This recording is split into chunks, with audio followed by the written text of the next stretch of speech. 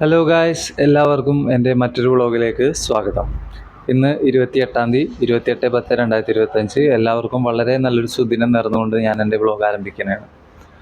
ഞാൻ പറയാൻ ആഗ്രഹിക്കുന്നത്, ഈ ലോകത്തോട് തന്നെ പറയാൻ ആഗ്രഹിക്കുന്നത് എൻ്റെ ഒരു ട്രാൻസ്ഫോർമേഷനെ പറ്റിയിട്ടാണ്. നമുക്ക് ട്രാൻസ്ഫോർമേഷനും അതേപോലെ പല പല വീഡിയോസും കാര്യങ്ങളൊക്കെ ചെയ്യാനായിട്ട് ഇപ്പോൾ പെർമിഷനും കാര്യങ്ങളൊക്കെ ഉണ്ടല്ലോ, എല്ലാവരും ചെയ്യുന്നുണ്ട് ഒരുപാട് പേര്. ഞാൻ ചെയ്യുന്ന ട്രാൻസ്ഫോർമേഷൻ വീഡിയോ എന്ന് പറയുന്നത് എങ്ങനെ റവന്യൂ ഏൺ ചെയ്യാം, അതും പാർട്ട് ടൈം ആയിട്ട്. ആ രീതിക്കാണ് ഞാൻ എൻ്റെ കാര്യങ്ങൾ മുന്നോട്ട് കൊണ്ടുപോകുന്നത്.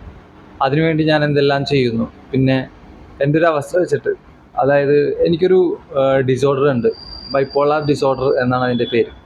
മൂഡ് സ്വിങ് ആണ്. അപ്പോൾ ഇടയ്ക്ക് ആക്റ്റീവ് ആയിരിക്കും, ഇടയ്ക്ക് നോൺ ആക്റ്റീവ് ആയിരിക്കും, ഡിപ്രസ്ഡ് ആയിരിക്കും. അപ്പോൾ അങ്ങനെയൊക്കെ വരുന്നതുകൊണ്ടിട്ട് സ്ഥിരമായിട്ടൊരു ജോലിയിൽ എനിക്ക് അങ്ങനെ ശോഭിക്കാൻ സാധിക്കാറില്ല. അപ്പോൾ ഞാൻ അങ്ങനെ ശോഭിക്കാൻ സാധിച്ചിരുന്ന ജോലി കണ്ടെത്തുകയും ചെയ്തായിരുന്നു ഇൻഷുറൻസ് ഫീൽഡ്.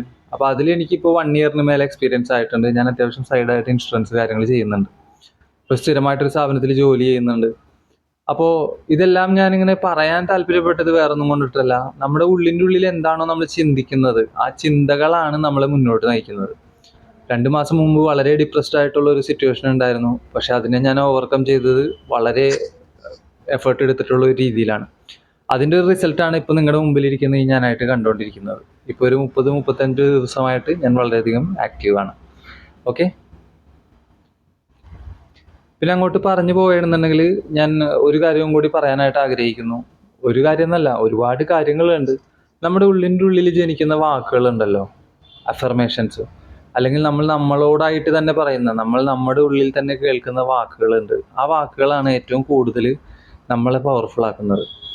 മറ്റുള്ളവർ, നമ്മൾ നാമായിട്ട് തന്നെ ജനിച്ച് നാമായിട്ട് തന്നെ മരിക്കുകയാണ് ചെയ്യുന്നത്. അതിനിടയിൽ മറ്റുള്ളവരൊക്കെ പറയുന്ന കാര്യങ്ങൾ, കൺട്രോൾ ചെയ്യുന്ന കാര്യങ്ങൾ കേട്ടിട്ട് നമ്മൾ ഡെസ്പറേഷൻ അല്ലെങ്കിൽ ഡിപ്രസ്ഡ് ആവാനോ അതിൽ ബാക്ക്വേർഡായി പോകാനോ പാടില്ല. നമുക്ക് നമ്മുടേതായ ഒരു ശബ്ദമുണ്ട്, ഒരു തനിമയുണ്ട്, ഒരു സത്വമുണ്ട്. ആ സത്വത്തിൻ്റെ ശബ്ദം കേട്ടിട്ട് വേണം നമ്മളെ ഉയർത്താനും താഴ്ത്താനൊക്കെ ചെയ്യാനായിട്ട്.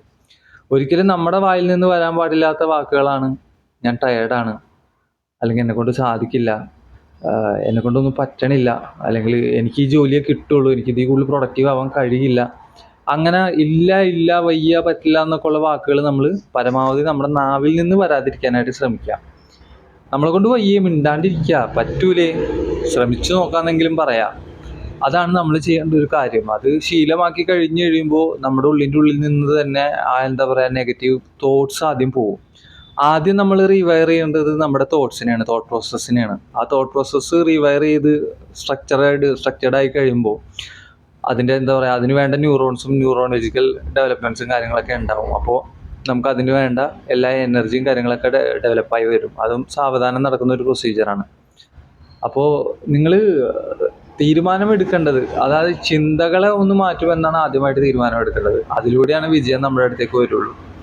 അപ്പം അങ്ങനെ ചിന്തകളിലൂടെ തീരുമാനമെടുത്ത് വിജയത്തിലേക്ക് നടക്കാനായിട്ട് എല്ലാവർക്കും ഞാൻ എന്താ പറയുക, എൻ്റെ ഒരു ചെറിയ ടിപ്പുകൾ ഇങ്ങനെ തന്നുകൊണ്ടിരിക്കും. It's me Shahid, signing off from പോക്കറാസ്.